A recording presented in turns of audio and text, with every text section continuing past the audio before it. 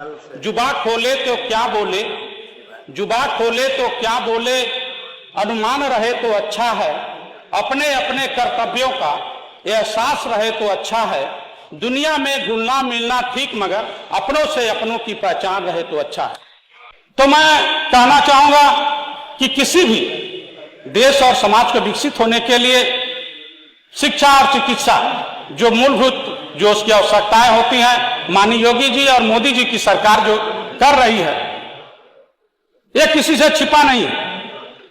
जिस प्राइमरी विद्यालय के अगर हम लोग गांव गिराव से आए हैं, उसी प्राइमरी विद्यालय में पढ़े, उस प्राइमरी विद्यालय की हम बात करते हैं तो ऐसे उनकी स्थिति थी कि वहां बच्चे जानते नहीं पढ़ने। आज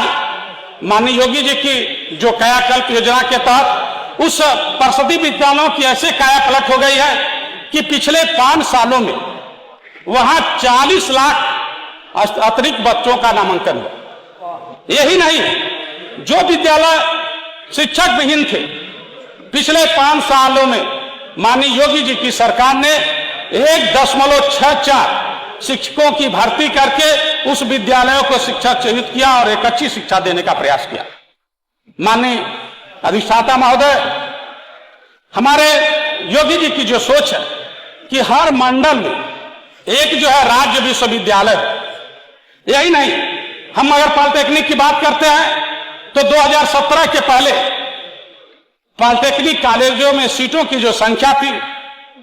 1,35,713 सीटें थी, लेकिन 22 के अंत तक हमारे पॉलिटेक्निक कॉलेजों में इस समय 2,23,779 सीटें हैं और 52 पॉलिटेक्निक कॉलेजों का निर्माण सुचारू रूप से हो रहा है। हमारे विपक्षी साथी जो बोल रहे थे, स्वास्थ्य सेवाओं की बात कर रहे थे, वही प्रदेश है जहां मेडिकल कॉलेजों में जो है केवल जो है डायलिसिस की सुविधा हुआ करती थी। आज माननीय योगी जी की सरकार ने 69 जिलों में डायलिसिस की सुविधाएं दी है, जहां निःशुल्क डायलिसिस होती है। माननीय अधिष्ठाता महोदय, जब मेरे पास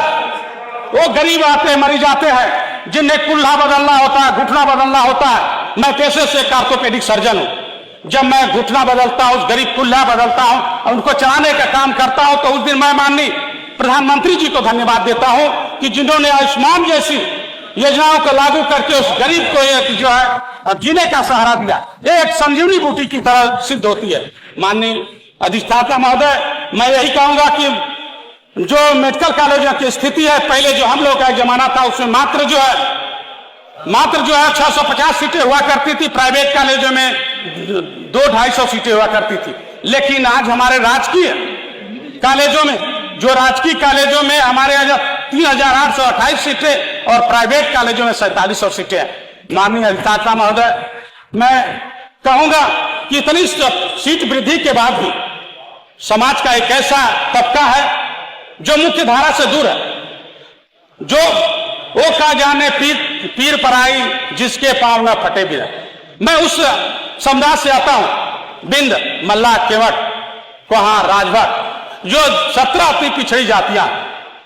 इनके इतनी सीट वृद्धि के बाद जो है प्राइवेट मेडिकल कॉलेजों, प्राइवेट शिक्षण संस्थान जहां है, इनके बच्चों के लिए तो नहीं है, लेकिन जो राजकीय कॉलेज जो है शिक्षण संस्थान है, जब एडमिशन के लिए अपना जो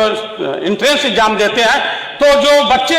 जो है अच्छे जगह से है, अच्छी कोचिंग लेकर आते हैं, जब उनके साथ कंपटीशन होता है तो उनके बच्चे जो है उस मुख्य धारा में नहीं जुड़ पाते हैं। अगर हमारे राष्ट्रीय अध्यक्ष माननीय डॉक्टर संजय निषाद की जो सोच है, जो बिंद, मल्ला, केवट, कश्यप, कहार, राजभर, जो 17 अति पिछड़ी जातियां हैं, अगर उनको भी मझवार जाति की तरह परिभाषित करके उनको भी सुविधा देने का प्रयास करती, आरक्षण देने का प्रयास करती, तो ये भी जातियां जो मुख्य धारा में जुड़ जाती और एक अच्छे राष्ट्र का निर्माण करने में अपना महत्वपूर्ण योगदान देती। क्योंकि माननीय, जब तक समाज का हर तबका नहीं विकसित होगा तो एक अच्छे राष्ट्र का निर्माण नहीं हो सकता। अगर हम किसी समाज को अपना शरीर मानते हैं, अगर एक हाथ मेरा बहुत बड़ा हो जाए, एक हाथ बहुत छोटा हो जाए, तो ये हमें विकलांगता की निशानी है। तो इस सच्चे राष्ट्र को निर्माण के लिए हम जो निचले पायदान पर खड़े व्यक्ति है, उनको भी सुविधा देना चाहिए। तो माननीय अधिष्ठाता महोदय, समय खत्म हो गया है। मैं धन्यवाद आपका ध्यान आकर्षित करना चाहूंगा। मैं अपनी क्षेत्र की समस्याओं जल्दी करिए, जल्दी। हमारे यहाँ लोअर खजूरी राइट नहर के जीर्णोद्धार के कर दिया जाए और वो बाढ़ सागर से उसको जोड़ दिया जाए, क्योंकि वहां कम से कम 1000 एकड़ किसानों की भूमि का सिंचाई होगा, जिससे किसानों के लिए फायदे है। दूसरी चीजें जो है, हमारे नगर पंचायत कछवा का जो समय आपका पूरा